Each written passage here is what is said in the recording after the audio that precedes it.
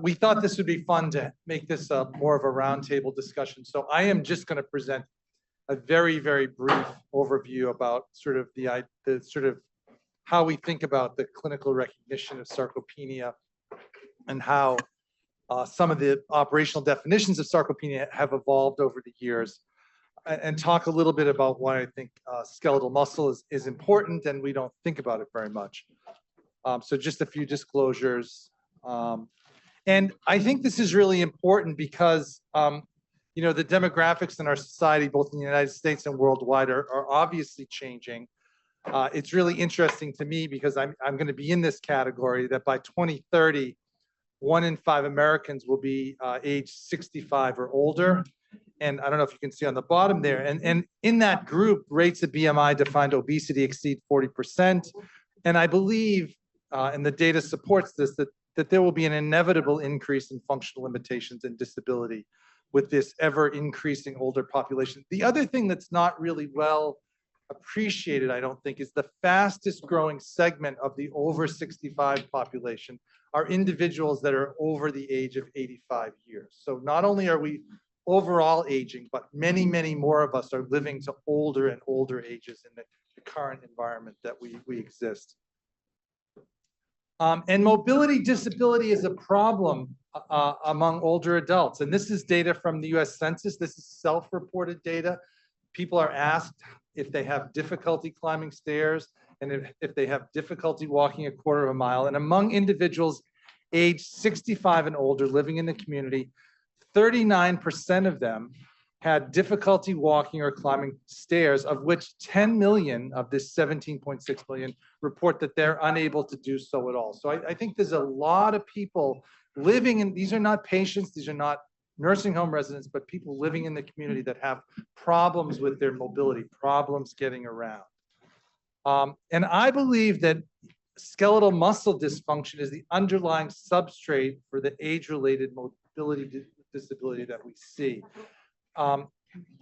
Maybe I'm preaching to some of the choir here, but I always like to have this slide to tell people how important muscle is. You know, this is a tissue that makes up 45 to 50% of our body mass in youth. It plays a fundamental role in locomotion, oxygen consumption, whole body energy metabolism, and substrate turnover and storage. It also is a well-described, characterized secretory organ. So there are putative myokines that are secreted from skeletal muscle that have local and extracellular effects and effects on other peripheral tissues. Dramatic ability to increase its energy utilization up to about 10-fold, from resting energy expenditure up to maximal aerobic exercise capacity. And contractile performance can actually vary even a greater order of magnitude across a wide range of force and power output, some about 100-fold during daily activity. So this is a pretty dynamic tissue. I'll skip that last one's a little bit more details for the quiz. But anyway, very dynamic tissue. And I don't think people will appreciate the role that skeletal muscle has in our health and our ability to get around specifically.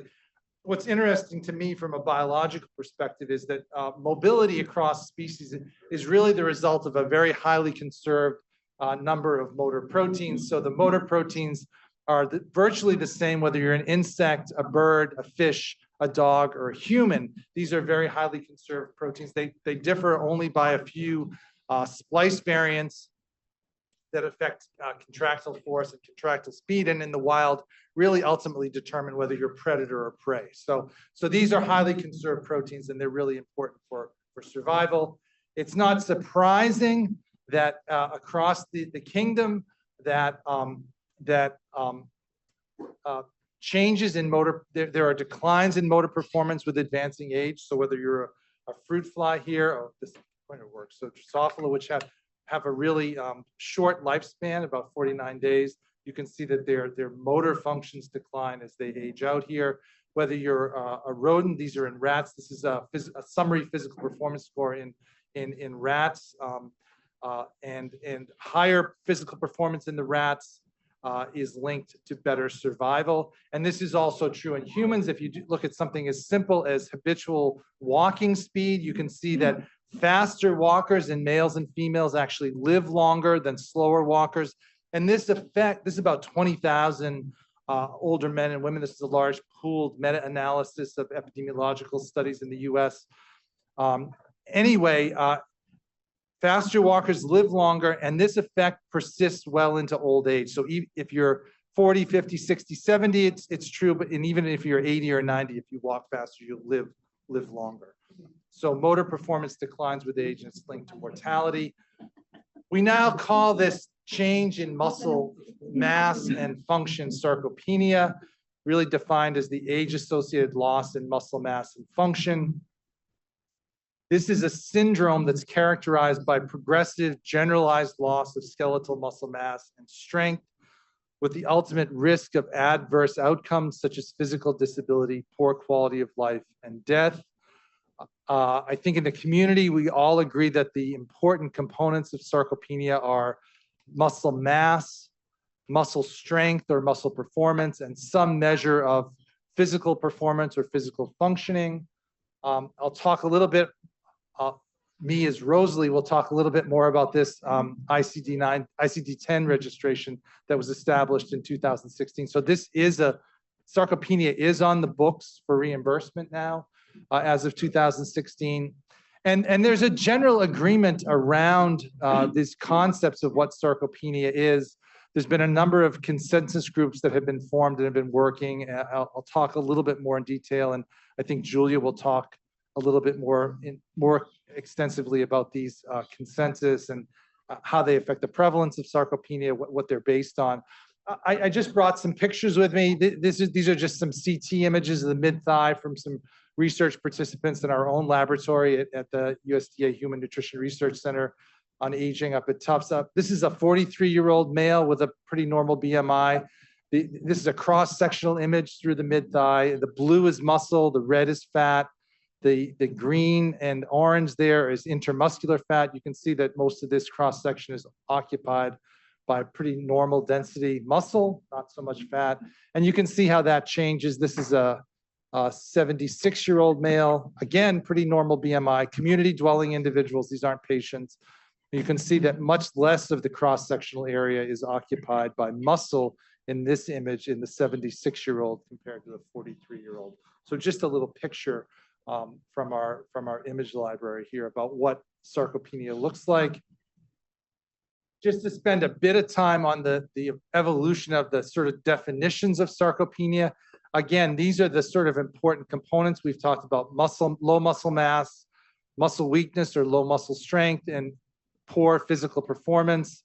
Since about 2010, there have been a number of consensus statements that have been published, both this is a European group that did this one. I led this group, this international working group subsequently that did this. You can see what they included in their definitions. But I think the important point, as these definitions of sarcopenia have evolved, is that we've gone from sort of an expert consensus, what everybody thinks, opinion, what it should be, to more evidence-based approaches, trying to link or attempting to link these measures of mass, strength, and physical performance to clinically important hard outcomes like falls, fractures, mortality, mobility, disability. So we now have some sarcopenia definitions that are really based on at least longitudinal epidemiological evidence for where they are. When we talk about interventions for sarcopenia, a number of things have been explored and continue to be explored. Lifestyle interventions, physical activity, exercise, specific modes of exercise, for example, resistance exercise training or strength training, multimodal training, nutrition, dietary interventions, changes in dietary patterns. A lot of work has been done in looking at quality and quantity of protein ingestion on muscle in older adults, some studies with vitamin D, omega-3 fatty acids, and other dietary patterns. And there's an emerging interest in pharma targeting skeletal muscle, pharmacologic interventions that have targeted skeletal muscle growth, such as the selective androgen receptor modulators, steroidal and non-steroidal SARMs, compounds that target neuromuscular and contractile properties in muscle, compounds that may affect energy transduction, mitochondrial biogenesis, mitophagy, other factors related to mitochondrial stability. And this can also include medicines that have been approved for other indications. And I think, especially in this audience that's very focused heavily on nutrition, I think it's also important to think about the idea that as this work matures and as these indications mature, I think we're going to be in a situation where we're going to think about multiple strategies to prevent and treat sarcopenia, and this could include combination or multimodal therapies, nutrition plus some pharmacology, physical activity plus nutrition, and other multiple interventions that, depending on where a particular individual, a particular older adult is on the spectrum of sarcopenia or being at risk for sarcopenia. Really important thing is that a lot of people in the clinical community don't know what sarcopenia is or know much about this. And actually, I was just talking to someone before my talk, and they were actually surprised at this. This was a really nice survey that, that was led by Jack Koralnik, which really asked different groups of physicians how familiar they were with the term sarcopenia and what medical specialty they practiced in. It was a pretty good sized survey, about 253 respondents. I think they got a very good response rate. And you can see here, the dark are people that responded as being very familiar, some a little lighter, somewhat familiar, not familiar, and didn't know anything at all about it. And even in internal medicine, people are somewhat familiar, but there's still quite a few practitioners that don't know much about it. Same thing in family medicine. Not surprisingly, knowledge is much better in geriatrics, physical medicine, and rehabilitation, but we have a lot of providers, practitioners that don't know very much about sarcopenia, and I think we've got to do some things to change that. And I also believe that when you talk to older people, older men and women, they don't understand that when they have trouble climbing stairs or walking, that they have a problem with their muscles, or they may have sarcopenia. That doesn't really resonate with older people that I talk to. And I think we also have to do something about that. Just to talk a little bit about what we're doing with ILSI, and I probably have gone too long already, but the Healthy Aging, Geriatrics, and Sarcopenia research portfolio is really trying to develop some strategies where we can promote awareness of sarcopenia among medical providers, patients, older adults, and importantly also the caregivers of those older adults, whether it's the son, daughter, grandson, granddaughter, the spouse, provide information about and raise awareness about sarcopenia. And we're really excited about this project. We have Tasha to thank for really leading this and organizing this and really helping us get to the promised land here about this. But this is something that I'm very passionate about, and I think we really can do something really great in this space with increasing awareness of sarcopenia and getting the word out. So I'll stop there. I think we're going to have questions at the end after all the presentations. Just to acknowledge the great support we get from the USDA, ARS, our Pepper Center, the Life Study, which supported a lot of work that I'll show, and my new NIH funding as well. So thank you very much.